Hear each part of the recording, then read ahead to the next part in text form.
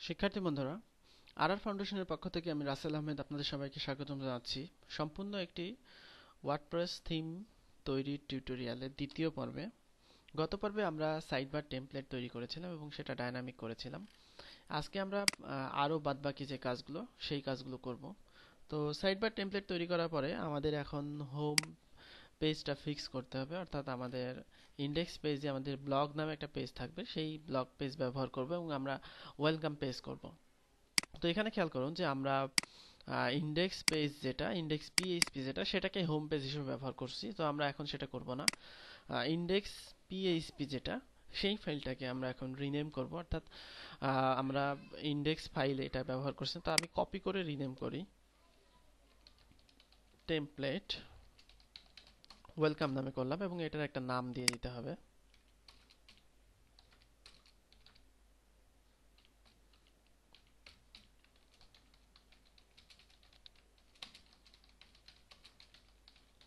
Welcome template করলাম এবং এখানে আমাদের ডাইনামিক করতে হবে। আমরা এটাতে স্লাইডার লাগাবো পরবর্তীতে। আর কল টু অ্যাকশন যেটা সেটা আমাদের এখানে উইজেট নিয়ে আসতে হবে, এটাও আমাদের উইজেট নিয়ে আসতে হবে এবং সার্ভিস যেটা সেটাও আমরা উইজেট অথবা আমরা একটা কাস্টম পোস্ট করতে পারি, সেই কাস্টম পোস্ট থেকেও আমরা নিয়ে আসতে পারি। তো কল টু অ্যাকশন যেটা সেটা আমরা উইজেট করে ফেলি, অর্থাৎ আমরা এখানে উইজেটের এর আগে সাইট বা যেভাবে রেজিস্টার করলাম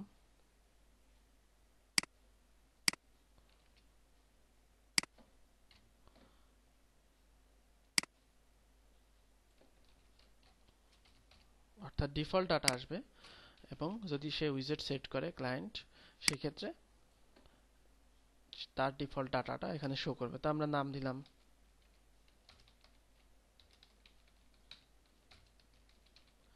কল টু অ্যাকশন উইজেট এবং আমাদের যে ফাংশন আছে সেই ফাংশনে আমরা এটা কপি করি। এখানে আমরা নাম দিলাম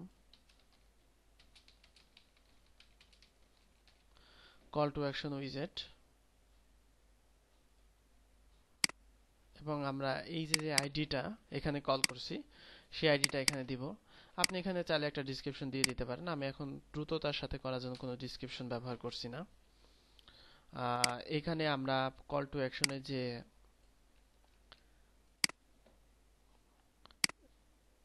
বিফোর ডিভ অর্থাৎ সেটা দিলাম, আর হেডিংটা আমাদের ঠিকই থাকবে। তো এখন কিন্তু আমরা এটা ডায়নামিক করে ফেললাম। এখন এখানে খেয়াল করুন যে আমরা যদি উইজেটে যাই সেক্ষেত্রে আরেকটা উইজেট দেখতে পারবো। এখানে কল টু অ্যাকশন উইজেটে যদি আমি একটা টেক্সট উইজেট দেই,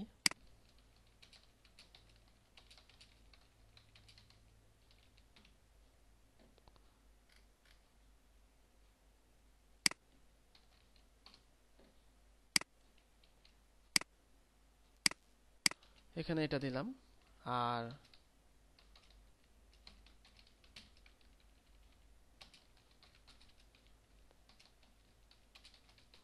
লার্ন মোর এটা দিলাম। সেক্ষেত্রে এখন যদি আমরা রিফ্রেশ করি সেক্ষেত্রে খেয়াল করুন যে আমাদের কিন্তু এটা আমরা যে টেক্সট দিয়েছি সেই টেক্সটগুলো কিন্তু এখানে চলে আসবে। অর্থাৎ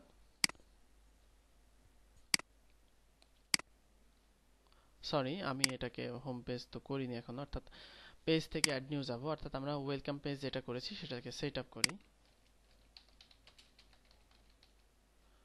অথবা হোম।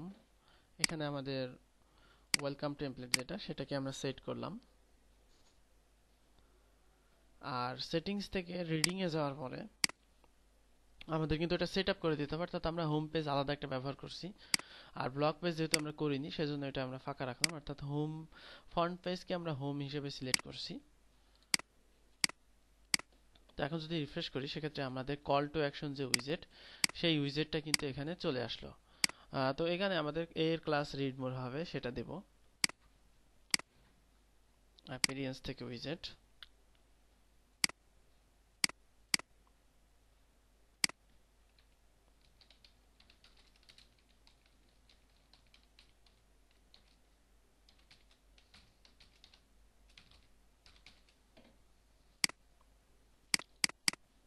তো এখানে কিন্তু আমি কল টু অ্যাকশন যেটা সেটা কিন্তু আমরা এখানে করে ফেলতে পারছি।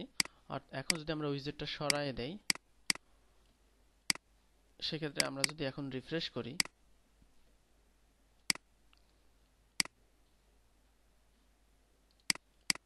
তাহলে দেখা যাবে যে আমাদের যে ডিফল্ট ডাটা সেই ডাটাটা ফল ব্যাক করছে।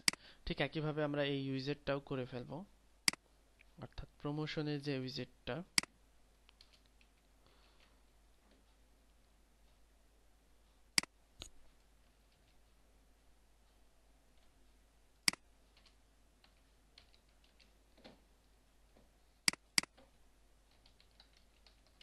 প্রমোশনস,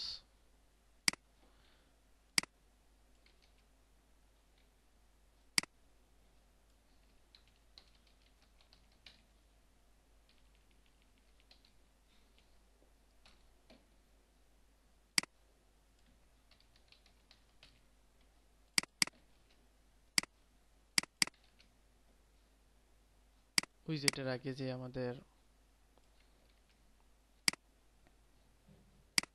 ডিভ সেটা নিলাম। তো এখানে একটা ব্যাপার লক্ষণীয় যে এখানে কিন্তু উইজেটের পরেই হেডিং টু নাই, আমাদের একটা আইকন দেওয়া আছে। তো সেই জন্য আমরা এই হেডিং টুকে নিষ্ক্রিয় করে ফেলবো, অর্থাৎ এখানে হেডিং টু এর পরিবর্তে স্প্যান স্প্যান স্টাইল ডিসপ্লে না, অর্থাৎ সিএসএস দিয়ে আমরা এটাকে হাইড করে দিলাম। তো সেক্ষেত্রে আমাদের যদি হেডিং টু দিয়েও থাকি সেক্ষেত্রে কিন্তু আমাদের আসবে না। তো আমরা এখন একটা উইজেট সেট করে দেখি যে আমাদের এটা ঠিক হলো কিনা। আমরা উইজেটটাকে রিফ্রেশ করলাম, রিফ্রেশ করলে আমরা দেখতে পারবো যে আমাদের প্রমোশন যেটা উইজেট সেটা কিন্তু চলে এসেছে, এবং এখানে আমি এখন প্রমোশন উইজেট সেট করতে পারবো, অর্থাৎ আমাদের টাইটেল হবে না কিন্তু আমাদের এইগুলো হবে। তো এখন আমরা যদি দেখি সেক্ষেত্রে আমাদের একটা উইজেট এখানে চলে আসবে, অর্থাৎ আমাদের পরবর্তী উইজেটগুলো আমরা এখন দিব এখানে। তো সেই উইজেটগুলো এখানে দিলে আমাদের ডাইনামিকলি এখানে উইজেট আসবে, অর্থাৎ সার্ভিস টাইটেল আমরা একটা দিয়েছি বিধায় এখানে একটা আসছে। আরও বাদ বাকি উইজেট আমি এখানে দিতে পারি, অটোমেটিক্যালি সিএসএস দিয়ে অ্যাডজাস্ট হয়ে যাবে। আবার যদি আমি এখান থেকে সরিয়ে নেই সেক্ষেত্রে আমাদের কিন্তু যে ডিফল্ট ডাটা সেই ডিফল্ট ডাটাটি ফল ব্যাক করবে। আশা করি বুঝতে পেরেছেন। ঠিক একইভাবে আমি আওয়ার সার্ভিস যেটা সেটা করে ফেলি, এটাকে কাস্টম পোস্ট দিয়েও করতে পারতাম। তো আমি এখানে আওয়ার সার্ভিস এখানে উইজেট হিসেবেই করি,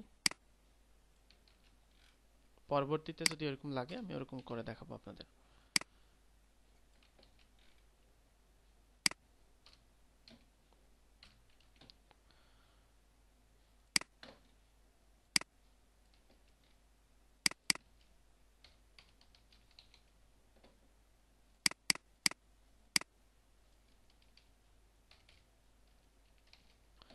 সার্ভিস উইজেট, এখানে দেখ খেয়াল করুন হেডিং 1 আছে, তারপরে স্প্যান আছে, অর্থাৎ আমরা এই টোটালটাই নিয়ে নিতে পারি, যে আমাদের যে টাইটেলই দেই না কেন সেই টাইটেলের আগে হেডিং 1 স্প্যান, এবং এখানে স্প্যান শেষ হলো, তারপরে সবশেষে H1 শেষ হলো। আর এখানে div এর আগে যেটা আছে সেটা আমরা নিয়ে নেব।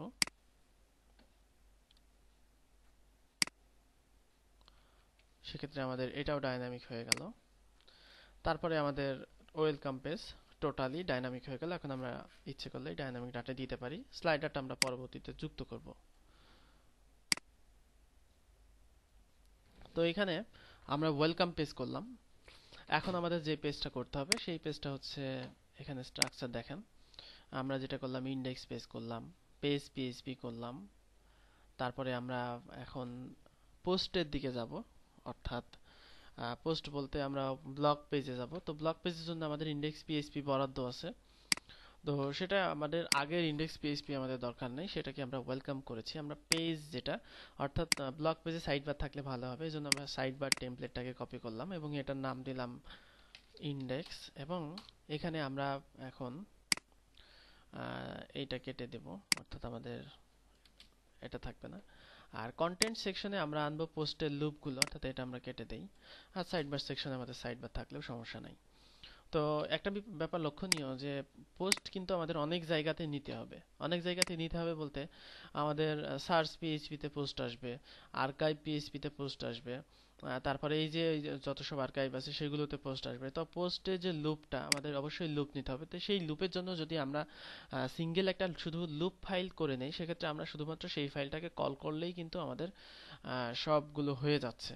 তো সেই জন্য আমরা যেটা করব, যে একটা লুপ করে ফেলবো। তো সেই লুপটা করার জন্য আমরা এখানে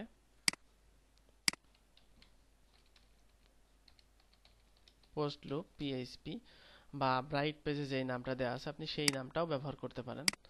এখানে ব্রাইট পেজে নাম দেওয়া আছে পোস্ট এক্সপার্ট পিএইচপি নামে। এই ফাইলটা ওপেন করলাম এবং আমরা এই ফাইলটাতে যে ডাটা আছে, অর্থাৎ এই যে লুপটা, আমরা এই লুপটা নেব। তো এখানে লুপটাতে দেখেন কি কি দেওয়া আছে।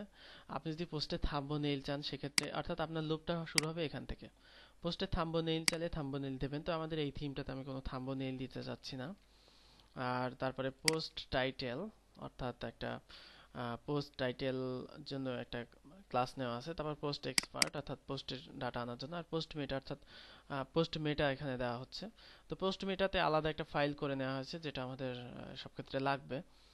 সেই ফাইলটাও আমরা করতে পারি। তো পোস্ট মেটাতে কি থাকবে? পোস্ট মেটাতে থাকবে পোস্টের ইনফরমেশন, অর্থাৎ পোস্টের যে ইনফরমেশনগুলো সেই ইনফরমেশনগুলো থাকবে। সেটা আমরা নিয়ে নেই, অর্থাৎ আমরা ব্রাইট পেজেরটাও ব্যবহার করতে পারি। এখান থেকে পোস্ট মেটা যেটা, সেটা আমরা এখানে নিয়ে নিলাম। আর এখানে পোস্ট এক্সপার্টে যে ইনফরমেশনগুলো আছে সেইগুলো সেটাই থাকলো। আমরা এখানে ক্লাস, আরেকটা ক্লাস দিয়ে দিই যে সিঙ্গেল পোস্ট ফিক্স, অর্থাৎ সিঙ্গেল পেজ নামে আমরা একটা সিএসএস এখানে নতুন করে পেলাম। এবং এখানে আমরা গেট টেমপ্লেট পার্ট করে আমরা যেটা আছে সেটাকে নিয়ে নেব, অর্থাৎ এখানে আমাদের পোস্টের ডাটা আসবে। তো সেই জন্য পোস্ট এক্সপার্ট যেটা, সেটা আমরা নিয়ে নিলাম। যে এখানে আমরা এটা কেটে দেই কমেন্ট সেকশন। অর্থাৎ এখন আমরা কিন্তু একটা পেজ তৈরি করব, যেই পেজটার নাম হবে ব্লগ, যেটা আমাদের ইন্ডেক্স পেজ থেকে পাবে। অ্যাড নিউ ব্লগ, এটা ডিফল্ট টেমপ্লেট থাকবে। এখানে সেটিংস থেকে আমরা এখন রিডিং এ যাব, অর্থাৎ ওই যে আমরা সেট করেছিলাম না এর আগে, সেটা আমরা এখন সেট করে দেব, কারণ আমাদের ব্লগ পেজ এখন রেডি। তো এখন আমি এখানে রিলোড করি। রিলোড করলে দেখা যাবে যে আমাদের এখানে ব্লগ পেজ চলে এসেছে। তো আমরা ব্লগ পেজে যাই। ব্লগ পেজে গেলে দেখা যাবে যে আমাদের এখানে ব্লগ চলে এসেছে। এখানে আমাদের কিছু স্টাইল চলে এসেছে, সেইগুলো আমাদের এখানে ঠিক করতে হবে। তো আমি এখানে কিছু পোস্ট করি, সেক্ষেত্রে আমাদের বোঝা যাবে। পোস্ট থেকে অ্যাড নিউ,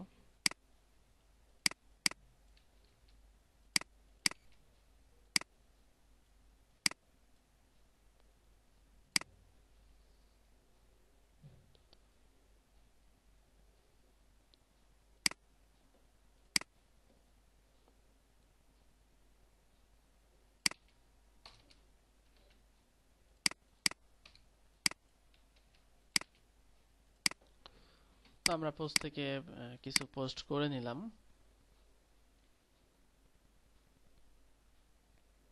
তো এর আগেই কিন্তু আমরা একটা ক্লাস দিয়ে রেখেছি, অর্থাৎ যেই ক্লাসটা দিয়ে আমরা একটা পোস্টকে আলাদা করেছি সেই ক্লাসটা আমরা এখন ব্যবহার করব।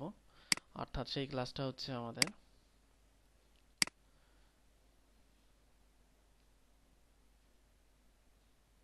Single post.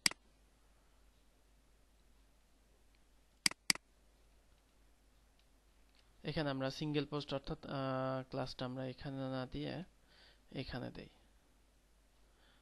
এখানে তো অটো চলে আসবে,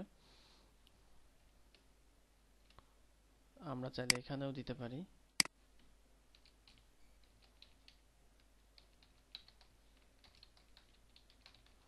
আর্টিকেল কন্টেইনার, অর্থাৎ আলাদাভাবে সিলেক্ট করার জন্য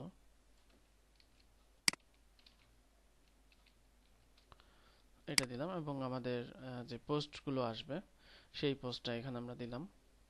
তো আমরা এই ডায়নামিক কোডটা কেটে দেই এবং এখানে ক্লাস দিয়ে দেই।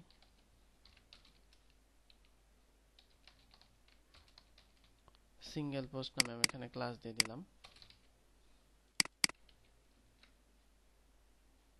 এবং এখন কিন্তু আমরা কাস্টমাইজ করতে পারবো, অর্থাৎ আমরা কি কি single post H2, single post P, তারপরে এখানে আমাদের সিঙ্গেল পোস্ট মেটা, এই ডিভকেও আমরা কাস্টমাইজ করব।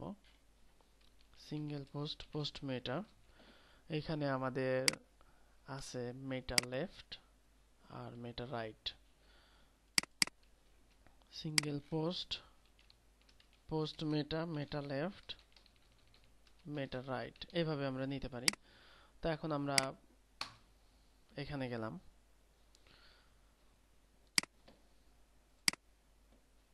তো যাওয়ার পরে এখন আমরা কাস্টমাইজ করব, অর্থাৎ এখানে খেয়াল করুন যে আমরা সিঙ্গেল পোস্ট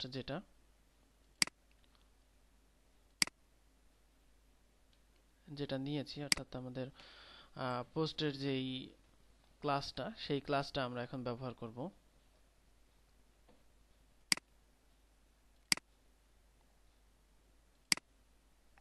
আমাদের এখানে দিতে হবে, আসলে ক্লাসটা ভুল হয়ে গেছে, এইখানে না দিয়ে, এটা তো ব্রাইট পেজের,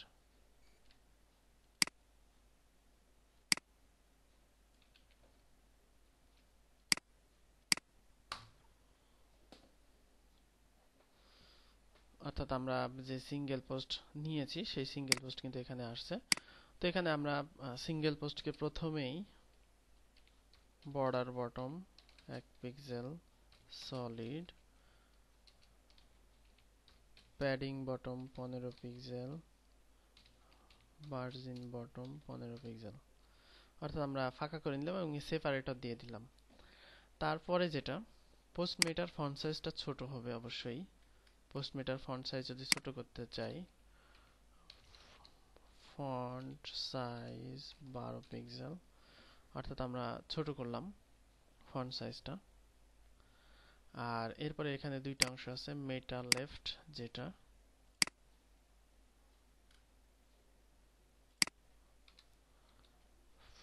ফ্লোট লেফট, উইড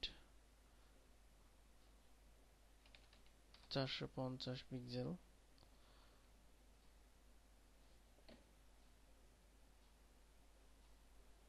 মেটা রাইট, এটারও ফ্লোট লেফট করি, weed 250,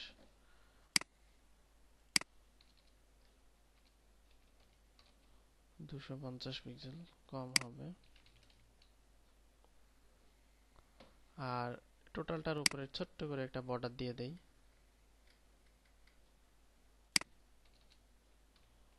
border top 1 pixel, solid, হালকা একটা বর্ডার দিয়ে দিই, প্যাডিং টপ 2 পিক্সেল। এভাবে আমরা পোস্টটাকে কাস্টমাইজ করলাম। এখন আমরা এটা কপি করে নেব। এর আগে আপনাদের দেখিয়েছি, স্টাইল সিএসএস এ ক্লিক করলাম, সেটা এখানে লোড হলো এবং সেটা আমরা এখানে ব্লক করলাম এবং আমরা এখানে এবার পেস্ট করে দেব। তাহলে আমাদের পোস্টের যে স্টাইলটা, পোস্টটা চলে আসলো। এখন আমরা এটাকে এখন স্টাইলাইজ করতে পারি, অর্থাৎ আমরা এখন অন্য পেজ যেটা আমাদের, কিন্তু হোম পেজ, ব্লগ পেজ, এগুলো সবই কিন্তু হয়ে গেছে। এরপরে আমরা নেক্সট কাজগুলো করব। তো আজকের এই পর্ব এই পর্যন্তই সমাপ্ত। আপনারা সোর্স ফাইল দেখে প্র্যাকটিস করবেন, যে কোনো সমস্যাতে আমাদের ফেসবুক গ্রুপে পোস্ট দেবেন। ধন্যবাদ সবাইকে কষ্ট করে টিউটোরিয়াল দেখার জন্য। আল্লাহ হাফেজ।